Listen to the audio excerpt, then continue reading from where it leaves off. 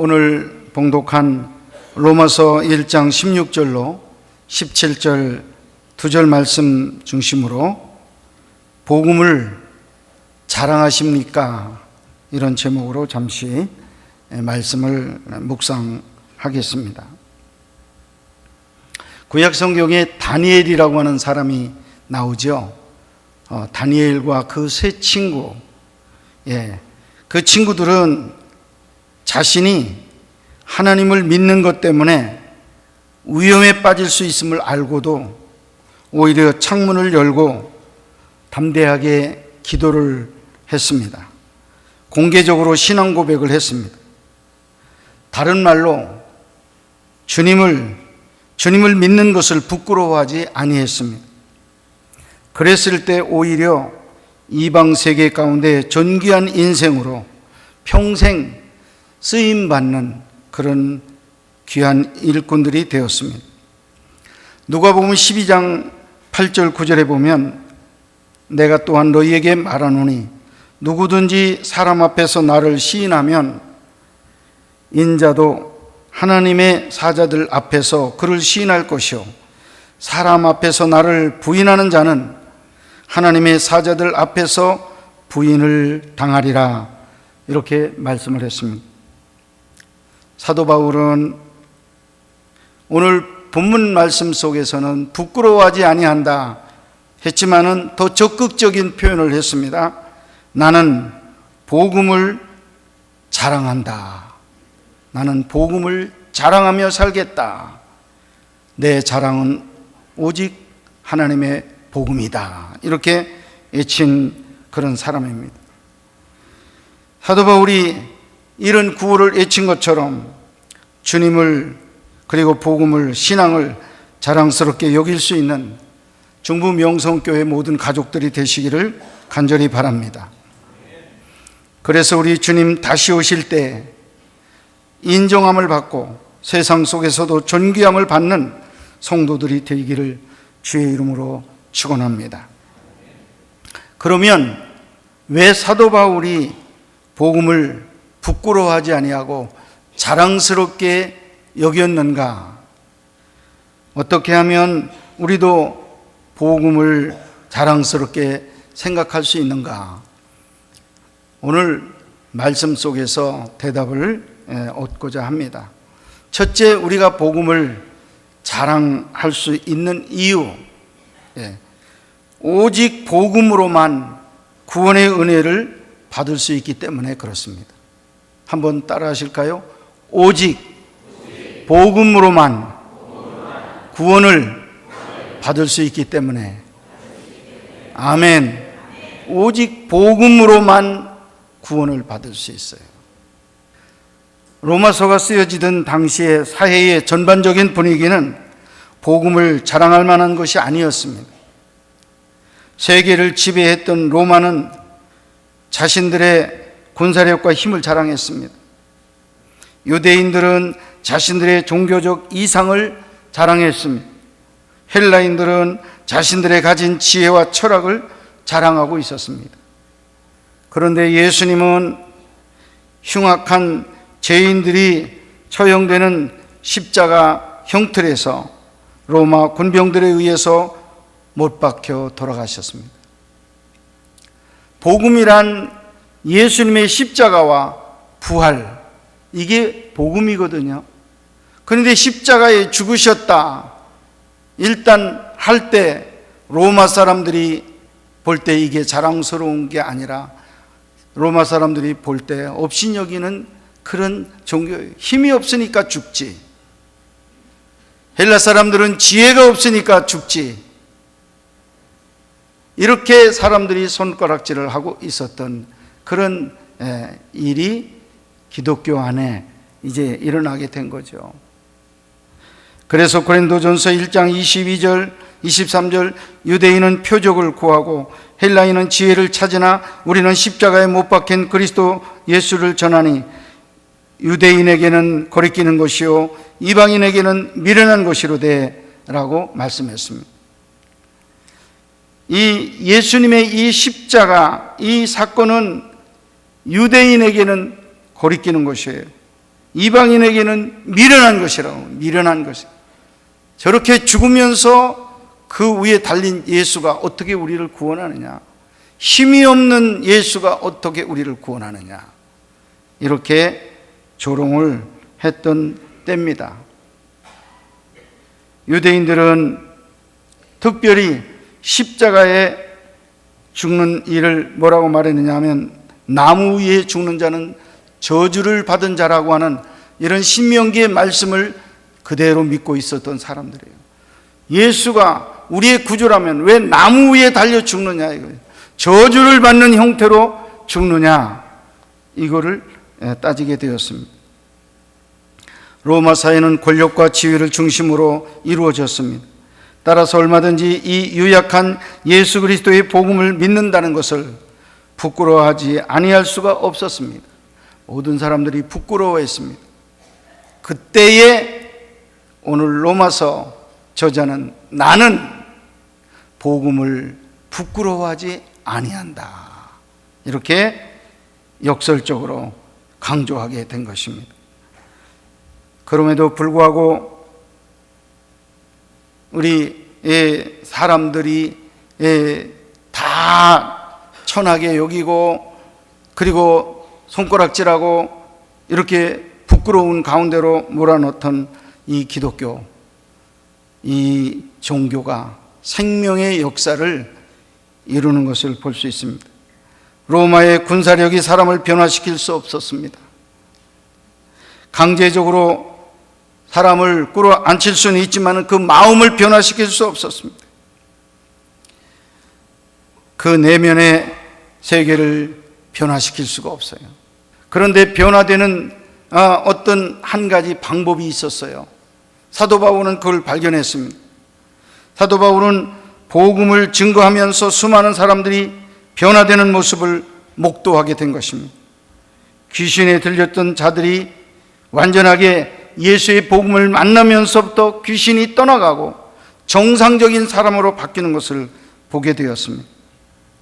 죽었던 유두고가 손을 얹고 사도 바울이 기도할 때 다시 생명이 들어가서 살아 일어나는 이런 기적의 현상을 또 보기도 했습니다. 나면서부터 걸어본 적이 없는 안질뱅이 중풍병자가 그 앞에서 일어나는 모습을 보았습니다. 빌립보에서는 점치는 여자 하나가 예수 그리스도의 이름으로 온전하게 정신이 돌아오고 정숙한 여인으로 바뀌어지는 그런 기적도 보게 된 것입니다. 복음으로 말미암는 구원의 능력들을 사도 바울이 목도하게 된 것입니다. 그러기에 이 복음을 조금도 부끄러워하지 않는다. 오직 복음이 사람을 변화시키고 오직 복음이 사람을 구원한다, 외치게 된 것입니다. 믿으시면 아멘 하시기 바랍니다. 예수 그리스도의 십자가의 복음 안에 이런 신기한 능력이 있습니다. 고린도전서 1장 18절, 십자가의 도가 멸망하는 자들에게는 미련한 것이요 구원을 받는 우리에게는 하나님의 능력이라. 아멘 하시기 바랍니다. 안 믿는 사람들은 예수의 십자가 죽음을 조롱하고 손가락질하지만 우리들 구원받은 자들에게는 그 십자가가 우리를 살리는 도구예요. 그 십자가 예수의 죽음이 없었다면 우리는 살 길이 없었습니다. 믿으시면 아멘 하세요. 우리들 모두가 주변에서 쉽게 보는 일입니다. 알코올 중독자 아버지를 죽이려는 형제가 예수의 복음을 받아들이고 완전히 달라지는 이런 모습을 우리는 보았습니다. 부모로부터 버림을 받은 형제가 달라지는 것을 보았습니다. 열등감으로 삶의 의미도 없이 살아가던 형제가 훌륭한 교사가 되는 것을 보았습니다. 가정이 파괴되어 방황하던 젊은이가 목회자가 되는 일도 보았습니다. 물질의 능력이, 지위의 능력이, 지식의 능력이 사람을 새롭게 하는 것이 아닙니다. 오직 예수만이, 오직 복음만이 사람을 바꾸는 능력입니다. 새 인생의 길을 열어주는 능력이 되는 것입니다. 복음 안에 있는 은혜와 능력을 경험함으로 주님과 복음을 자랑하는 여러분 모두가 될 수 있기를 주님의 이름으로 축복합니다. 또 한 가지, 우리가 왜 이 복음을 자랑할 수 있는가? 이 복음이 하나님의 의를 덧입혀 주시는 사실을 우리에게 소개해 주기 때문에 그렇습니다. 하나님의 의를 우리에게 덧입혀 주셔야 해요. 오늘 본 말씀 두 번째 17절, 복음이 하나님의 구원의 능력인 이유는 그 안에 하나님의 의가 나타나 있기 때문이라, 이렇게 말씀하고 있습니다. 하나님의 의라고 하는 게 무엇입니까? 하나님께서 이루어 놓으신 의라 하는 그런 뜻이에요. 사람의 의, 하나님의 의 달라요. 우리 사람의 의는 내가 스스로 의롭기를 위해서 노력해서 쌓아놓은 의예요.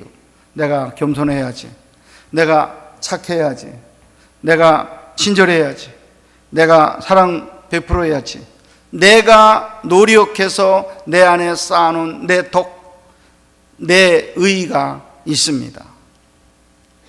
그런데 이것 가지고는 하나님 앞에 의인이라 소리를 못 들어요.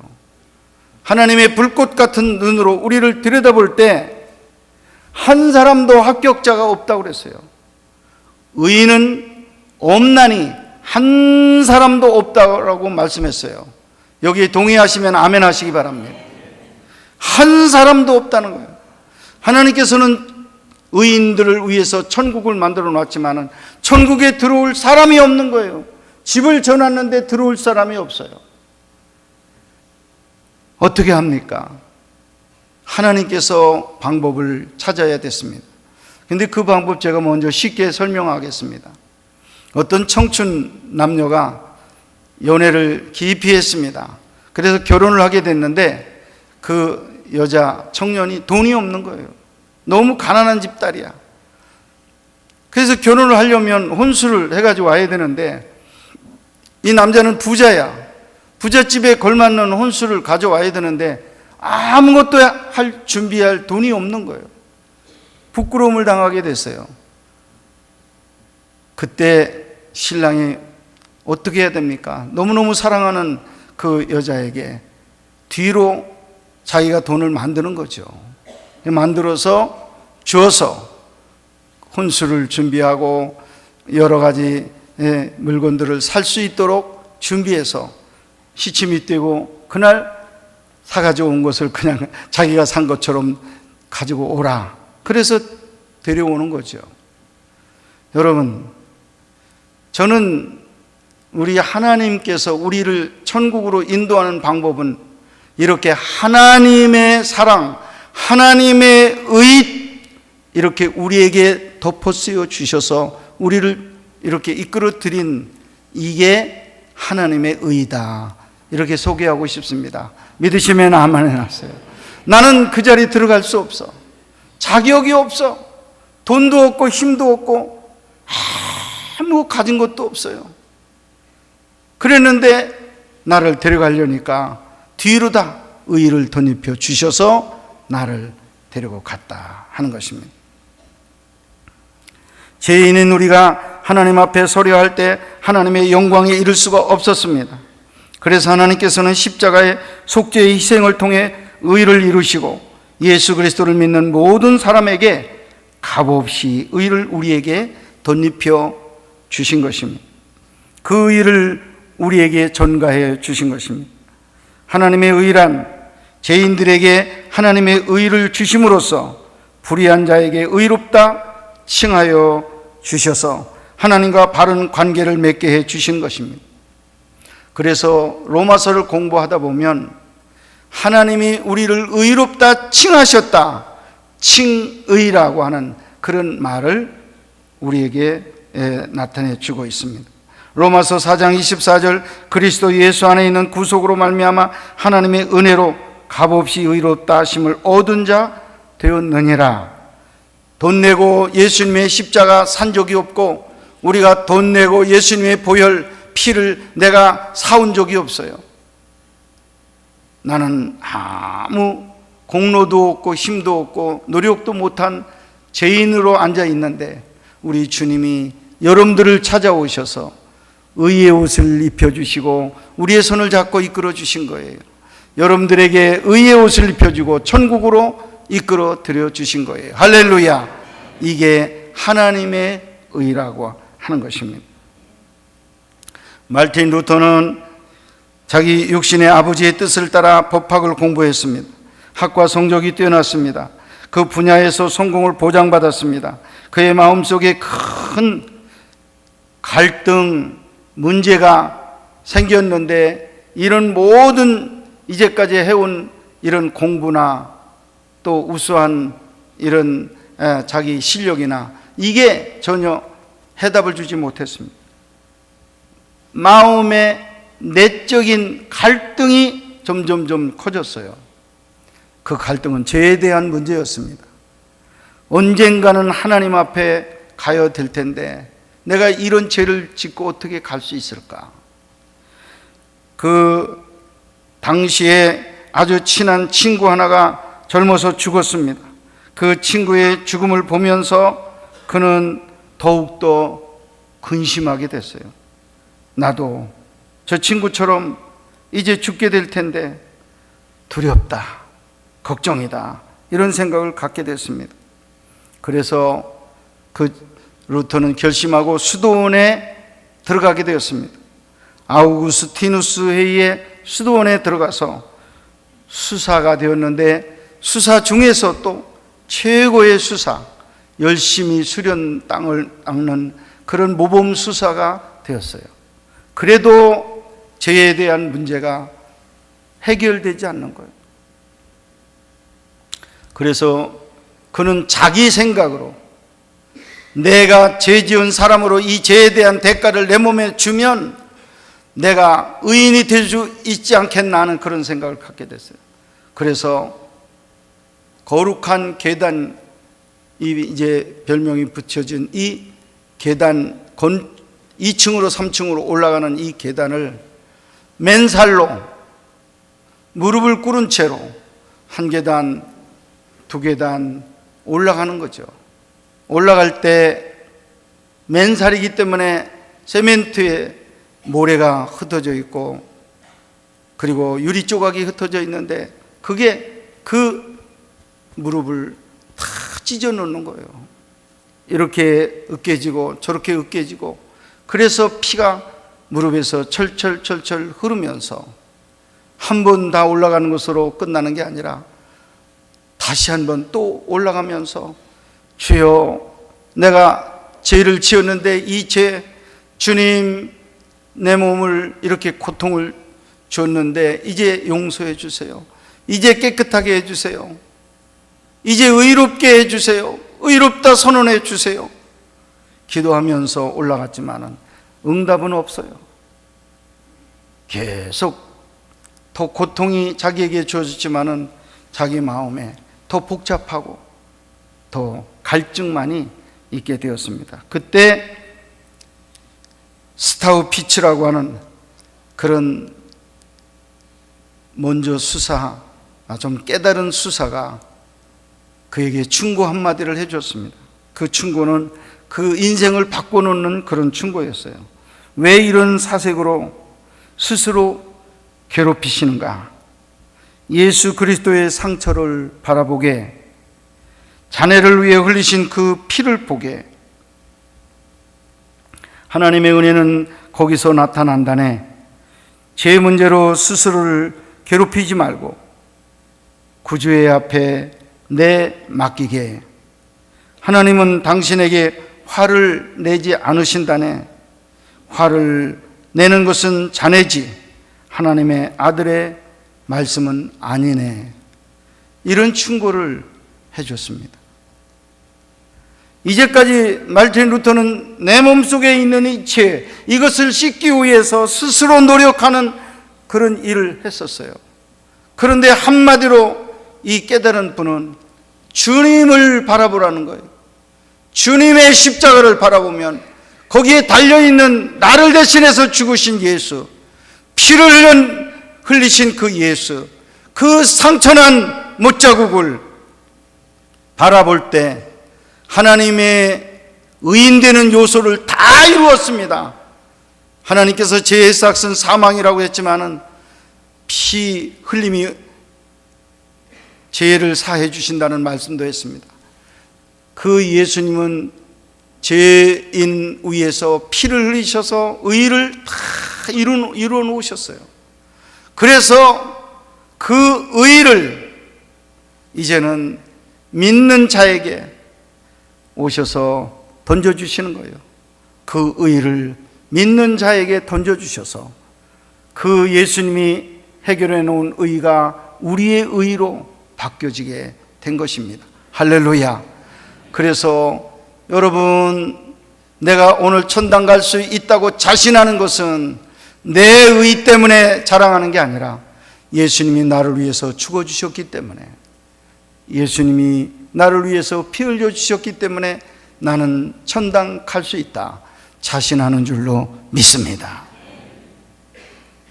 사랑하는 여러분, 우리 주변에 있는 사람들을 쳐다보면서 얼마나 실망합니까? 저분이 장로야, 저분이 집사야, 저런 사람이 권사야, 욕심 많고 게으르고 나태하고 그리고 인간성 아직까지 정말 안 좋은 그런 분들을 바라보면서 저런 분들이 천당 가겠나? 못 갈 거야. 여러분, 그렇게 말씀하실 때가 있을 거예요. 그러나 여러분, 내가 십자가 달리신 예수 때문에 간다면 그분들 연약한 거 사실이지만은 그것 때문에 못 가는 게 아니라 그분이 믿고 바라보는 십자가의 예수 때문에 천당 가게 될 줄로 믿습니다.